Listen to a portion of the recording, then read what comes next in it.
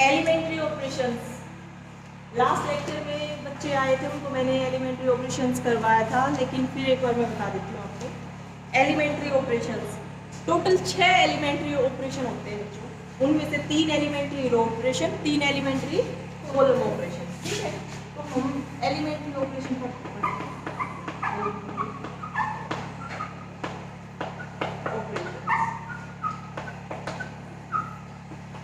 पहली चीज तो 3 टोटल 6 होते हैं एलिमेंट्री ऑपरेशन। उनमें से 3 आपके पास एलिमेंट्री रो ऑपरेशन और 3 आपके पास एलिमेंट्री कॉलम ऑपरेशन। ठीक है, सबसे पहले एलिमेंट्री रो ऑपरेशन में आपको बताती हूँ। एलिमेंट्री रो ऑपरेशन जो फर्स्ट होता है बच्चों, वो होता है आप किन्हीं भी 2 रो को इंटरचेंज कर सकते हो। आर आई और आर जे को आप इंटरचेंज कर सकते हो। फर्स्ट एलिमेंट्री रो ऑपरेशन ये है। ठीक है, देखो इसका क्या मतलब है। एक मैट्रिक्स मैंने ली, ए मैट्रिक्स लेके चलिए, हर ऑपरेशन में उसी पे बता दूंगी आपको। ठीक है, 1 - 2 0 3 - 1 4 0 -1 ये एक मैट्रिक्स ले लीजिए। ठीक है, अब फर्स्ट एलिमेंट्री रो ऑपरेशन क्या कह रहा है कि आप इसके किन्हीं भी 2 रो को इंटरचेंज कर सकते हो। तो मान लिया कोई बच्चा R1 और R2 को इंटरचेंज करना चाहिए, तो ये एलिमेंट्री रो ऑपरेशन है आपका। आप दोनों रो को इंटरचेंज कर सकते हो। तो मैट्रिक्स क्या बनेगी आपकी? R1 का मतलब है फर्स्ट रो, R2 मतलब सेकंड रो। ठीक है, उन दोनों को इंटरचेंज कर रहे हो आप। तो सेकंड रो ये है आपकी, इसको लिख दो फर्स्ट रो में 3 - 1 4, और ये है आपकी फर्स्ट रो, इसको लिख दो सेकंड रो। ठीक है, और थर्ड एज इट इज रहेगी। थर्ड पे हमने कोई ऑपरेशन अप्लाई नहीं किया, तो थर्ड ये एज इट इज, तो ये आ गया। ठीक है, आप R1 R3 को भी इंटरचेंज कर सकते थे, R2 R3 को भी इंटरचेंज कर सकते थे। तो कुल मिला के फर्स्ट जो एलिमेंट्री रो ऑपरेशन है उसमें ये कहा गया है कि आप किन्हीं भी 2 रो को इंटरचेंज कर सकते हो। ठीक है, उसके बाद सेकेंड जो एलिमेंट्री रो ऑपरेशन होता है बच्चों, वो ये होता है कि आप किसी रो को किसी नॉन जीरो स्केलर से मल्टीप्लाई करके लिख सकते हो। जहां पर कि आपका क्या है, नॉन जीरो स्केलर है। ठीक है, किसी भी रो को आप किसी नॉन जीरो स्केलर से मल्टीप्लाई करके लिख सकते हो। जैसे यहाँ पर अगर ये ऑपरेशन में अप्लाई कर दो, R3 पे अप्लाई कर दिया, मान लिया क्या 2R3, स्केलर क्या ले लिया मैंने, 2 ले लिया। नॉन जीरो नंबर कोई भी ले लो आप। ठीक है, आल्टा ले लो, यहाँ पर 2 की बजाय आल्टा ले लो, तो स्केलर है नॉन जीरो। ठीक है बच्चों, तो उसको आप थर्ड रो को मल्टीप्लाई करके लिख सकते हो उसी से, बाकी एज इट इज रह जाएगी। उसके बाद थर्ड जो एलिमेंट्री रो ऑपरेशन होता है बच्चों, वो है आपका आर आई को आप रिप्लेस कर सकते हो are I plus A R J से। ये आपने क्या किया, ith रो पे ऑपरेशन लगाया, क्या ith रो को ऐड कर दिया किसी दूसरे रो को किसी स्केलर से मल्टीप्लाई करके और कॉरस्पॉन्डिंग एलिमेंट ऐड कर दिए। ठीक है, देखो यहाँ से अगर हम लगाएं R1 पे R1 प्लस 2R3, ये लगा दिया। ठीक है, इसी में ये वाला ऑपरेशन भी बता दूंगी मैं आपको। ये क्या है, R3 को मैंने रिप्लेस किया 2R3 से, ये हो गया आपका second elementary row operation. Second elementary row operation लगाओगे तो गिवन मैट्रिक्स ये थी। ठीक है, इसमें R3 थर्ड रो पे आप ऑपरेशन अप्लाई कर रहे हो, तो फर्स्ट और सेकंड रो तो एज इट इज रहेंगी। तो first row as it is, second row as it is, 1 - 2 0 3 - 1 4। अब थर्ड रो पे आप ऑपरेशन लगा रहे हो, एलिमेंट्री रो ऑपरेशन, क्या कि थर्ड रो को आप 2 से मल्टीप्लाई करके लिख रहे हो। ठीक है, तो इसका हर एलिमेंट 2 से मल्टीप्लाई करके लिख दो, 2 × 0 0, 2 × -2, और यहाँ पे आ गया, तो ये मैट्रिक्स आ गया आपके पास। ठीक है, अब उसके बाद जो थर्ड एलिमेंट्री रो ऑपरेशन है बच्चों, उसमें ये कहा गया है R1, मतलब हम R1 पे ऑपरेशन लगा रहे हैं। R1 का मतलब है फर्स्ट रो, फर्स्ट रो में आप ऑपरेशन लगा रहे हो, क्या first row plus 2 times third row. 2 times third row निकाल लिया आपने, क्या आया है आपके पास, देखो जब 2 से मल्टीप्लाई किया तो 0 - 2 और 2, थर्ड रो यही आई। अब फर्स्ट रो क्या है, 1 माइनस 2 0, दोनों को ऐड करना है, ऐड करोगे तो कोरस्पोंडिंग एलिमेंट ऐड होंगे, तो यहाँ से 1 प्लस 0 1 माइनस 4, ये आ गया 2, ये आ गई आपकी कौन सी रो, फर्स्ट रो, ठीक है। R1 आ गई, R2 और R3 इस केस में ऐड, क्योंकि फर्स्ट रो पे आप ऑपरेशन अप्लाई कर रहे हैं। तो यहाँ से जब आप ये वाला ऑपरेशन लगाओगे तो क्या आ जाएगा बच्चों आपके पास, ए पे अप्लाई कर रहे हैं R1 पे, तो R1 तो आ गया ये 1 माइनस 4 2, R2 और R3 का 3 माइनस 1 4 0 माइनस 1, ठीक है। ये है आपके पास 3 एलिमेंट्री रो ऑपरेशंस। अब एलिमेंट्री कॉलम ऑपरेशन होते हैं।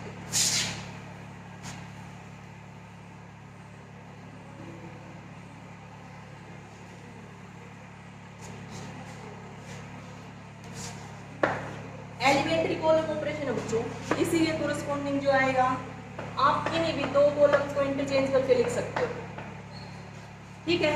यहाँ पर रो था, एलिमेंट्री रो ऑपरेशन, तो मतलब हम रो पे ऑपरेशन अप्लाई कर रहे थे, ठीक है। यहाँ पर एलिमेंट्री कॉलम ऑपरेशन, तो जो ऑपरेशन हम अप्लाई रो पे कर रहे थे ना, वही आप कॉलम पे अप्लाई करते हैं, ठीक है। ये आपका क्या है, फर्स्ट एलिमेंट्री कॉलम ऑपरेशन, किन्हीं भी दो कॉलम्स को इंटरचेंज कर सकते हो आप। उसके बाद सेकंड है बच्चों कि आप किसी कॉलम को किसी नॉन जीरो स्केलर से मल्टीप्लाई करके लिख सकते हो कि आपका नॉट इक्वल टू जीरो कोई स्केलर है, ठीक है। और थर्ड क्या आएगा एलिमेंट्री कॉलम ऑपरेशन, सी आई को रिप्लेस कर सकते हो आप सी आई प्लस के सी जी, ये ठीक है। यहाँ पर जो रो था ना, रो पे जो ऑपरेशन अप्लाई किए थे वही सेम हमने कॉलम पे अप्लाई कर दिए। तो ये 3 थे आपके एलिमेंट्री रो ऑपरेशन, ये 3 आ गए एलिमेंट्री कॉलम ऑपरेशन।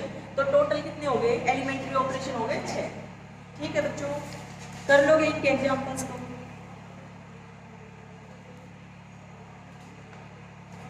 अच्छा देखो, ये लिखा आ जाए या फिर कहीं ये लिखा आ जाए आर आई कोमा जे, इस बात का भी यही मतलब है।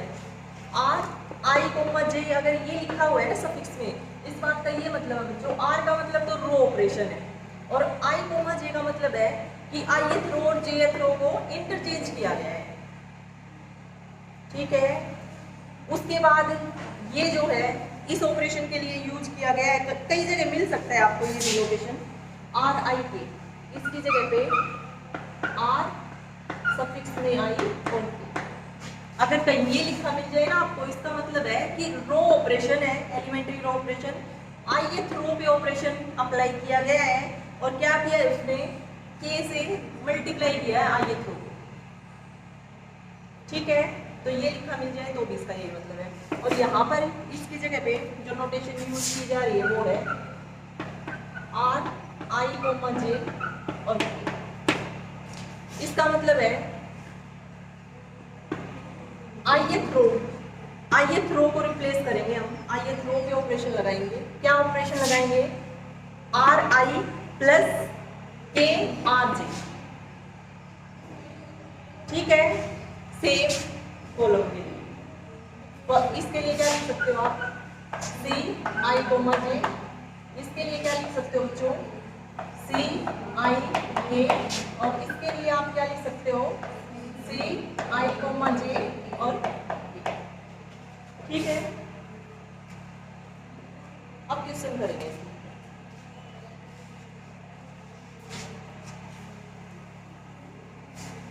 ये रहने देती हूँ।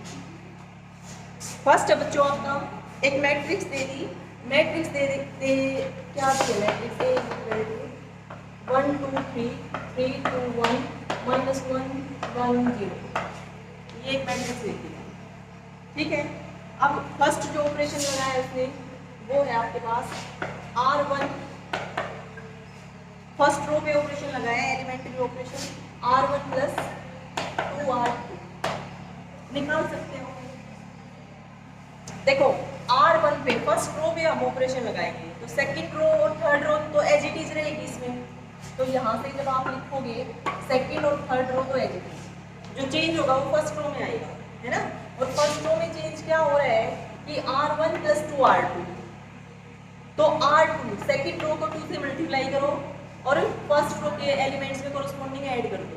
तो यहाँ से जब 2 से मल्टीप्लाई करोगे तो इसको करो 2 से मल्टीप्लाई 6। रफ वर्क में कर लेना बच्चों, है ना। आप डायरेक्ट भी लिख सकते हो, जैसे 2 × 3 + 1 7 आ जाएगा ना। फिर यहाँ से 2 × 2 + 2 6 आ जाएगा। फिर 2 × 1 + 3 5, ऐसे डायरेक्ट भी लिख देना। लेकिन अगर कोई बच्चा नहीं समझ पा रहा है तो रफ वर्क में जाके ऐसे लिख लो, 2 से मल्टीप्लाई किया तो यहाँ पर आ गया, ये आ गया। अब R1 2R2 तो ये आ गया, R1 as it is 1 2 3 add करना है ना, ऐड कर दो 7 6 5, ये आ गई आपकी फर्स्ट रो। अब फर्स्ट रो 7 6 5, सेकंड और थर्ड ये एज इट इज, ठीक है। उसके बाद सेकंड है, इसका सेकंड पार्ट उसने दिया है कि R1 और R2 को इंटरचेंज करके लिखना है। ए मैट्रिक्स ये गिवन है आपकी, इसमें फर्स्ट और सेकंड रो को इंटरचेंज करके लिखना है, लिख लोगी। थर्ड है आपका R2 को, इसी का जो थर्ड पार्ट है वो है R2 पे ऑपरेशन अप्लाई किया है, R2 + R1 - R3 कर लोगे। R1 R2 को ऐड करो और -R3, और जो चेंज आएगा वो R2 को रिप्लेस कर देगा, ठीक है। ये था आपका फर्स्ट एग्जाम्पल। उसके बाद सेकंड है बच्चों,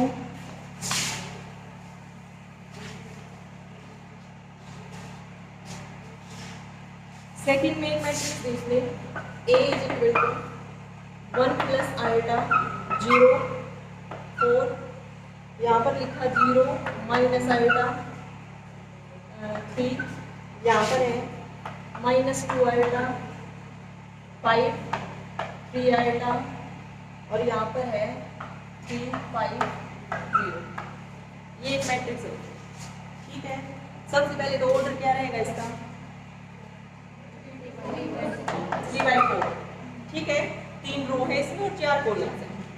उसके बाद इसने फर्स्ट पार्ट में आपने पूछा है, तो फर्स्ट पार्ट में लिखा हुआ है R2, 3, ये लिखा हुआ है। अब इस बात का क्या मतलब है बच्चों, यहाँ से कंपेयर कर लो, ऐसे लिखा हुआ है ना, i की वैल्यू 2 है, j की वैल्यू 3 है, तो मतलब सेकंड रो और थर्ड रो को इंटरचेंज किया गया है। यहाँ पर और करके लिख सकते हो आप, R2 और R3 को इंटरचेंज करना है तो कर सकते हो, इंटरचेंज करके लिख देना। आंसर आ गया आपका फर्स्ट पार्ट का। लिखोगे तो क्या आएगा बताओ, R2 और R3 को इंटरचेंज करके लिखना है। तो R1 में तो कोई चेंज नहीं है, R1 को तो एज इट इज लिख दो, 1 + i 0 -2 i और 3, और यहाँ से बच्चों इन दोनों को इंटरचेंज कर दो। इंटरचेंज करोगे तो यहाँ पर आ जाएगा 4 3 3 i 0, और यहाँ पर आ जाएगा 0 - i 5 और 5, ये आ गया फर्स्ट, ठीक है। उसके बाद इसी का सेकंड पार्ट उसने बताया है C12, कर लोगे। C1, 2 ये लिखा हुआ है। सेकेंड पार्ट में बच्चों C1, 2, इस बात का क्या मतलब है, C का मतलब कॉलम ऑपरेशन लगा है, और फर्स्ट और सेकंड कॉमा लगा के मतलब फर्स्ट और सेकंड कॉलम को इंटरचेंज करके लिखा गया है ना। तो यहाँ से आप लिख दो C1 और C2, कर लो, ठीक है। थर्ड पार्ट दिया इसने, देखो क्या दिया गया है, R1 i ये दिया है, ठीक है। क्या मतलब इसका, i की जगह यहाँ पे है 1, a की जगह है i, तो फर्स्ट रो को i से मल्टीप्लाई करके लिखना, ये वाला ऑपरेशन लगा है। यहाँ पर लिख भी सकते हो आप, R1 को चेंज करेगा किससे, i R1, यही बच्चों। तो आप फर्स्ट रो के एलिमेंट्स को i से मल्टीप्लाई करके लिख सकते हो, कर लेना। सेकंड और थर्ड है ऐसे ही। फोर्थ पार्ट, इसका फोर्थ पार्ट में क्या कहा है, C2 3, क्या मतलब हुआ इसका, सेकंड कॉलम पे ऑपरेशन लगाया है क्या, 3C2 है ना, C2 को रिप्लेस किया 3C2, कर लोगे तो। उसके बाद अगला है बच्चों R132, ये है R132, R132 लिख दिया बच्चों इसने ना, और पीछे इसने कोमा लगा रखा है, कोमा हटा दो, या तो यहाँ से भी कोमा हटा दो, या लगाओ दो यहाँ, ठीक है। बताओ कौन सा ऑपरेशन हो गया? सबसे पहले तो रो ऑपरेशन है ना, रो ऑपरेशन है तो R1 मतलब फर्स्ट रो पे ऑपरेशन लगाया जाएगा। R1 पे क्या ऑपरेशन लगाओगे? R1 प्लस 2R3, 2R3 आप तो निकाल लोगे, ठीक है। इसी तरह से 6 पार्ट है, 6 पार्ट में क्या दिया है उसने? एक कॉलम ऑपरेशन दे दिया। बताओ क्या होगा वाला काम? बेटा ये नोटेशन उसने दे रखी है, ठीक है, ये डिफाइंड है, मतलब या तो आप ये लिख दो या फिर ये लिख दो। अब उसने क्या किया, यहाँ पर 13 लिख दिया। 13 का मतलब तो 13 भी तो समझ सकते हैं ना, और 13 अगर हो गया तो यहाँ पर तो 13 नहीं है, बट इन केस अगर आपकी मैट्रिक्स ऐसी मिल गई आपको जिसमें 13 रो भी हो, तो उसमें ये ऑपरेशन क्या बन गया? उसमें ये ऑपरेशन क्या बन गया? उसमें ये बन गया कि 13 रो को 2 से मल्टीप्लाई करके लिखना है, ठीक है। तो इसलिए उसने ये जो नोटेशन दी है इसमें और इसमें चेंज है। देखो यहाँ पर स्केलर से मल्टीप्लाई नहीं किया गया है ना, ब्रैकेट में स्केलर नहीं दिया हुआ, ये चेंज है दोनों में। अगर ब्रैकेट में स्केलर दे दिया तो इसका मतलब थर्ड ऑपरेशन की बात कर रहा है, और अगर ब्रैकेट में स्केलर नहीं दिया तो इसका मतलब जो फर्स्ट एलिमेंट्री रो ऑपरेशन है कि आप दोनों को इंटरचेंज करके लिखो ये, ठीक है। तो यहाँ पर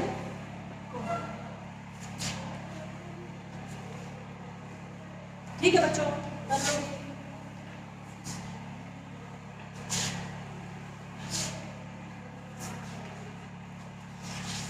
उसके बाद आता है equivalent matrices, row equivalent matrix, column equivalent matrix और इक्विवेलेंट मैट्रिक्स, ठीक है।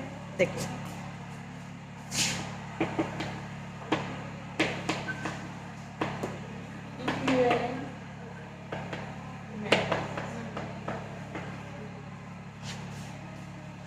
फर्स्ट रो इक्विवेलेंट मैट्रिक्स,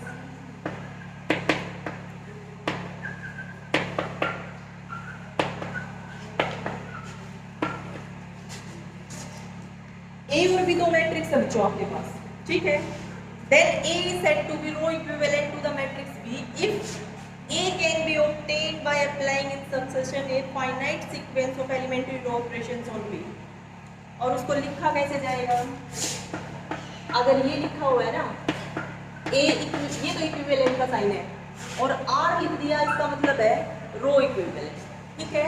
तो A is row equivalent to B, A और बी दो मैट्रिक्स है आपके पास, तो हम क्या कहेंगे बच्चों कि ए जो है ना वो रो इक्विवेलेंट है टू द मैट्रिक्स बी अगर क्या किया गया है,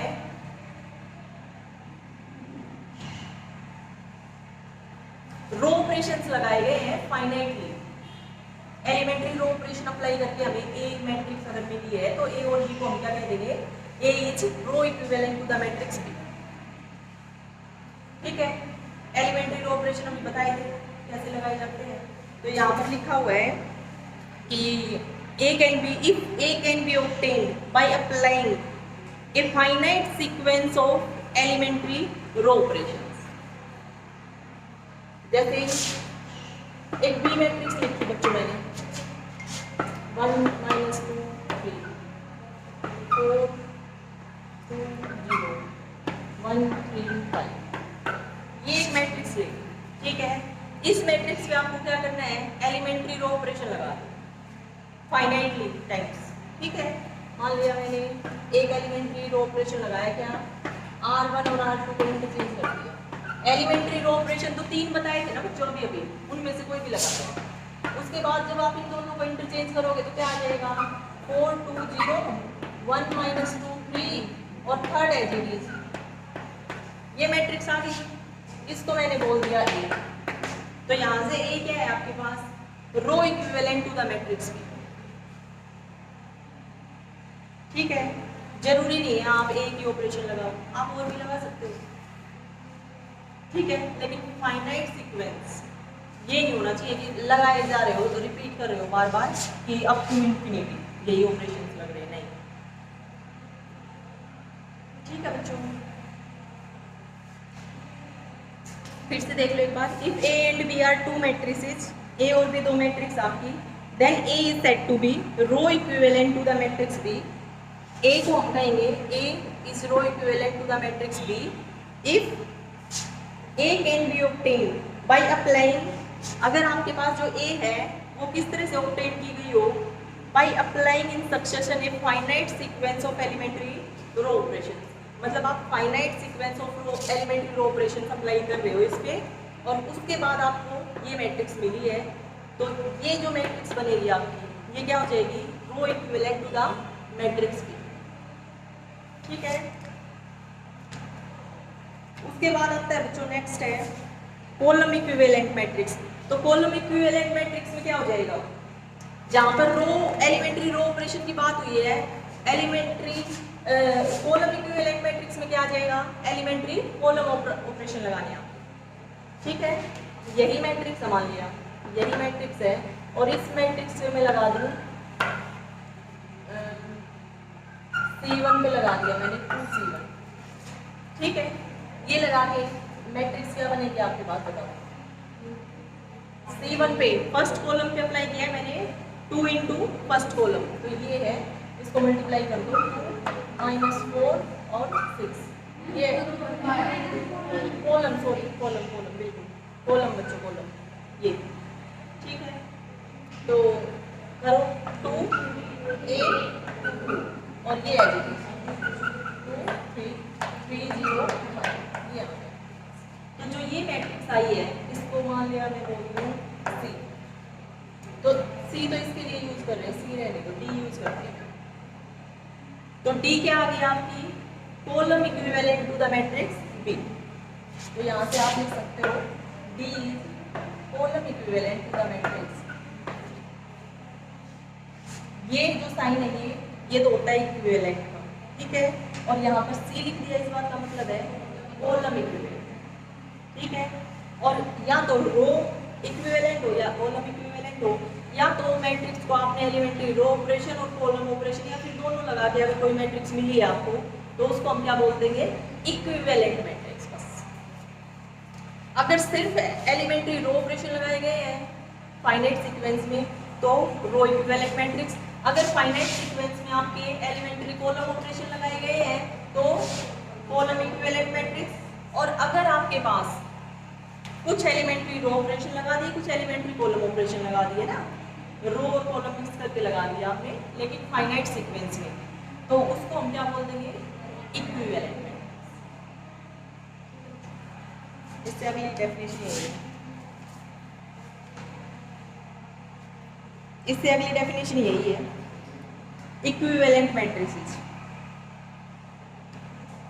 ठीक है, उसमें उसने डायरेक्ट एलिमेंट्री ऑपरेशन लिख दिया। अगर एलिमेंट्री ऑपरेशन लगा के दूसरी मैट्रिक्स को ऑब्टेन किया गया है तो वो दोनों कैसी हो जाएंगी, इक्विवेलेंट।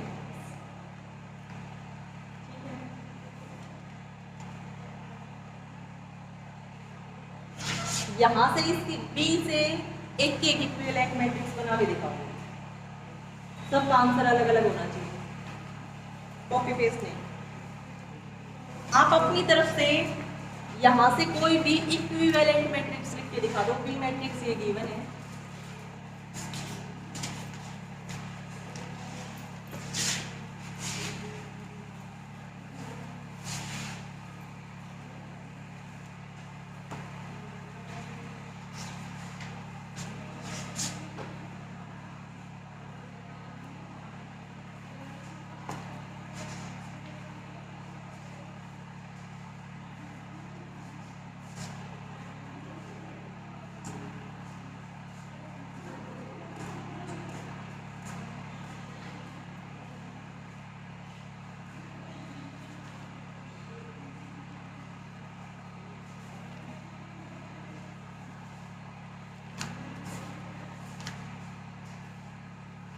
लिख ली बच्चों।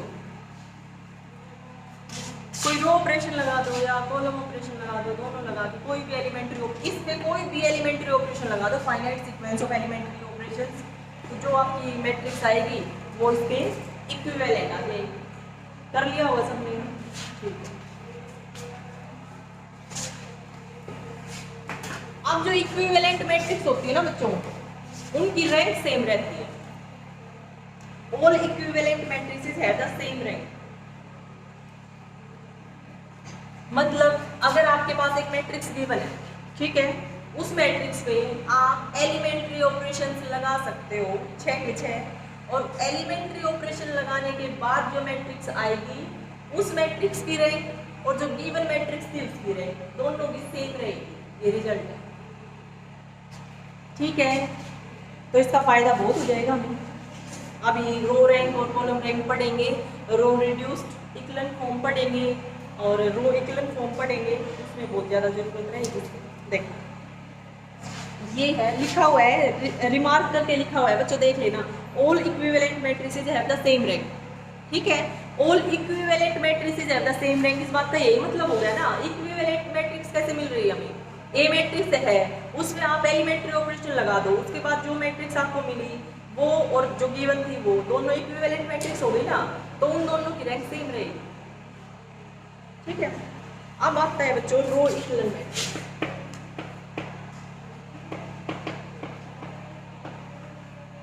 रो इक्विवेलेंट मैट्रिक्स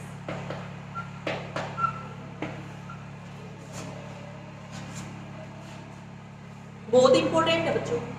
रैंक निकालने के लिए रो इक्विवेलेंट मैट्रिक्स का बहुत ज़्यादा यूज होता है और समझ आ जाएगी, ऐसी बात नहीं, मुश्किल नहीं, आसान है, ध्यान से समझोगे तो, ठीक है। देखो डेफिनेशन लिखी हुई है, an m cross n matrix A is called a row equivalent matrix if the following conditions are satisfied. कुछ कंडीशन दी गई हैं, अगर ये कंडीशंस कोई मैट्रिक्स सेटिस्फाई कर देगी तो हम बोल देंगे कि वो जो गिवन मैट्रिक्स है वो रो इक्विवेलेंट मैट्रिक्स है, ठीक है, या फिर वो रो इक्विवेलेंट फॉर्म में है। अब फर्स्ट कंडीशन क्या दी है उसने? The first non zero element in each non zero row is unity which is called the leading entry of the row. एक मैट्रिक्स लिख लीजिए बच्चों, आपकी मैट्रिक्स कोई भी हो सकती है, ए आई जे एम क्रॉस एन की भी हो सकती है, सबसे पहली चीज तो ये, ठीक है।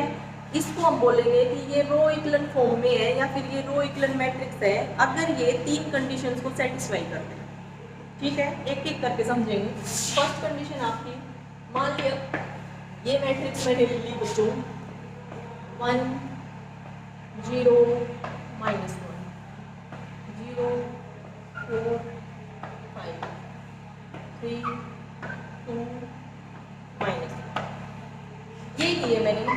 जरूरी नहीं आप स्क्वायर मैट्रिक्स ही लो, है ना, आप 3 क्रॉस 4 की भी ले सकते हो, एम और एन इक्वल ना हो वैसे भी ले सकते हो, ठीक है। ये मैट्रिक्स ले लिया।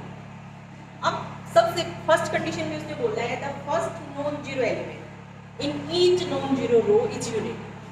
हर नॉन जीरो रो में, हर नॉन जीरो रो का मतलब है ये आपकी फर्स्ट रो, ये आपकी सेकंड रो, ये आपकी थर्ड रो। अगर इनमें एक एक एलिमेंट भी नॉन जीरो है ना, तो वो रो आपकी नॉन जीरो बन जाएगी, ठीक है। अब ये है, क्या सारे एलिमेंट इसके जीरो हैं फर्स्ट रो के? नहीं है ना, तो ये कैसी रो है? नॉन जीरो रो। तो फर्स्ट नॉन जीरो रो ये है, इसका अब आपको फर्स्ट एलिमेंट देखना है, फर्स्ट नॉन जीरो एलिमेंट देखना है। तो देखो इसका first non zero element, first element ये है, क्या ये नॉट इक्वल टू जीरो है? तो फर्स्ट नॉन जीरो रो का फर्स्ट नॉन जीरो एलिमेंट है 1, ठीक है, 1 ही होना चाहिए। इसको हम क्या बोलते हैं? Leading element. लीडिंग एलिमेंट कई जगह की एलिमेंट बोलते हैं, की एलिमेंट, या फिर पिवोट भी बोलते हैं। आपकी बुक में लीडिंग एलिमेंट लिखा हुआ है, लेकिन ये तीनों ही नाम इसके बोल दिए जाते हैं कि लीडिंग एलिमेंट भी है और की एलिमेंट भी और पिवोट भी, ठीक है। फर्स्ट चीज समझ आई आपको क्या कहा गया है कि आपको ये देखना है जो नॉन जीरो रो है आपकी, हर नॉन जीरो रो का जो फर्स्ट नॉन जीरो एलिमेंट होगा वो आपका लीडिंग एलिमेंट होगा और वो 1 होना चाहिए, इसमें ये कहा गया, तो यहाँ पर तो 1 है, ठीक है। अब ये है, ये सेकंड नॉन जीरो रो है आपकी, क्योंकि यहाँ पर भी तो नॉन जीरो नंबर है ना 4 और 5, तो ये आ गई आपकी सेकंड नॉन जीरो रो। इस सेकंड नॉन जीरो रो का first non zero element, first element ये तो जीरो है। अब ये है 4, 4 नॉट इक्वल टू जीरो है, तो ये एलिमेंट हमें 1 बनाना है। अगर ये 1 बन गया तो ये लीडिंग एलिमेंट पिवोट बन जाएगा, फर्स्ट कंडीशन सेटिस्फाई हो जाएगी यहाँ पे। ये अगर यहाँ पर होता 1, तो सेकंड रो का पिवोट कौन सा है, ये, ठीक है। उसके बाद थर्ड नॉन जीरो रो है ये आपकी। इस थर्ड नॉन जीरो रो में जो फर्स्ट नॉन जीरो एलिमेंट है, फर्स्ट नॉन जीरो एलिमेंट ये है, ये होना चाहिए था 1, ये होना चाहिए था 1। नहीं है तो बना लेंगे बच्चों, अभी तो मैं सिर्फ आपको समझा रही हूँ कि क्या है रो इक्विवेलेंट मैट्रिक्स, ठीक है। अगर नहीं है तो हम इक्विवेलेंट मैट्रिक्स बना लेंगे, उसके एलिमेंट्री ऑपरेशंस लगा के इस तरह की मैट्रिक्स बना लेंगे, ठीक है। तो यहाँ पर अगर 1 है तो ये क्या हो गया आपका पिवोट या लीडिंग। फर्स्ट कंडीशन आ गई सबको समझ, ठीक। अब देखो जरूरी नहीं है, कई बुक में तो मतलब कई ऑथर तो ये लेके चलते हैं कि ये जो फर्स्ट नॉन जीरो एलिमेंट है ना, यही आपका लीडिंग एलिमेंट है, ये 1 नहीं होना, मतलब 1 हो जाए या नहीं हो कोई फर्क नहीं पड़ता, 1 की बजाय यहाँ पर 4 होता, बस नॉन जीरो होना चाहिए, ठीक है। अलग अलग बुक में अलग अलग यूज किया गया है, लेकिन 1 को किस में बना लेगा, जब हम रो रिड्यूस्ड इक्विवेलेंट फॉर्म पढ़ेंगे ना, तो उसमें ये 1 जरूर है, 1 होना ही चाहिए, ठीक है। लेकिन आपकी बुक में उसने 1 यहीं पर बता दिया कि 1 ही बना लो इसको। जब आप रो इक्विवेलेंट मैट्रिक्स पढ़ रहे हो तो उसी में आप लीडिंग एलिमेंट इसने वही बोला है जिसमें ये 1 बन रहा हो, ठीक है। तो वो भी गलत नहीं है बच्चों, और ये भी गलत नहीं है, क्योंकि आपकी बुक में इसने डिफाइंड इस तरह से किया है कि जो लीडिंग एलिमेंट उसने डिफाइन किया है वो फर्स्ट मतलब हर नॉन जीरो रो का फर्स्ट नॉन जीरो एलिमेंट 1 है, तो उसको उसने लीडिंग एलिमेंट बोला है, ठीक है। और जो बाकी ऑथर हैं जिन्होंने मतलब नहीं, मतलब मान लिया यहाँ पे नॉन जीरो एलिमेंट है, 1 की बजाय 2 है, 3 है, उसी को लीडिंग एलिमेंट बोल दिया, तो उसने अपनी बुक में डिफाइन किया है ये कि जो ये फर्स्ट नॉन जीरो रो लिए मान लिया मैंने, तो इसका फर्स्ट नॉन जीरो एलिमेंट, उसने यूनिटी नहीं बोला, उसने ये बोल दिया फर्स्ट नॉन जीरो एलिमेंट जो होगा वही लीडिंग एलिमेंट है मेरा पास, ठीक है। 1 वाली कंडीशन वो रो रिड्यूस्ड में डाल देगा, ठीक है। कंफ्यूज होने की जरूरत नहीं है, इस बुक के अकॉर्डिंग देख लो। ये आपकी फर्स्ट कंडीशन ये थी कि हर नॉन जीरो रो देखो आप, इसमें 3 रो है, फर्स्ट नॉन जीरो रो ये है, इसका फर्स्ट नॉन जीरो एलिमेंट देखो अब, फर्स्ट नॉन जीरो एलिमेंट ये है, ये 1 होना चाहिए, 1 है तो ये हो गया लीडिंग एलिमेंट, पिवोट या फिर के, ठीक है। फिर आप सेकंड रो में जाओ, सेकंड अगर आपकी नॉन जीरो रो है, सेकंड नॉन जीरो रो है यहाँ पे, तो नॉन जीरो रो है तो इसका जो फर्स्ट नॉन जीरो एलिमेंट है, इसका फर्स्ट नॉन जीरो एलिमेंट कौन सा है, ये है 1, ये 1 है तो ये भी बन गया आपका लीडिंग एलिमेंट सेकंड रो, ठीक है।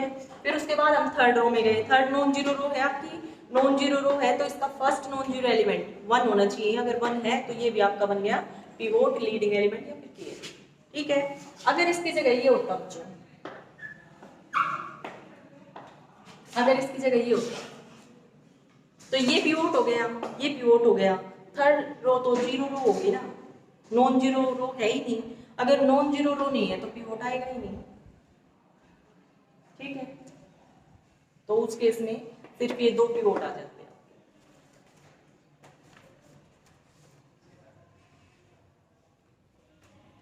बस बच्चों बाकी कल करेंगे।